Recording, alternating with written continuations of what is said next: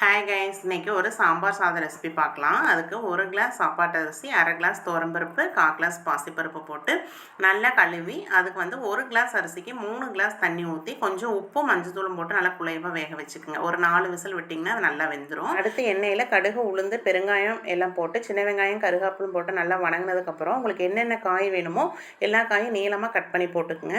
அது கூடவே மஞ்சத்தூளும் சாம்பார் தூளும் போட்டு உப்பு ஏற்கனவே போட்டிருக்கோம், பார்த்து கம்மியாக போட்டு கொஞ்சம் தண்ணி ஊற்றி ஒரு அரை வேக்காடு வெந்ததுக்கப்புறம் ஒரு தக்காளியை சின்னதாக கட் பண்ணி போட்டுக்குங்க.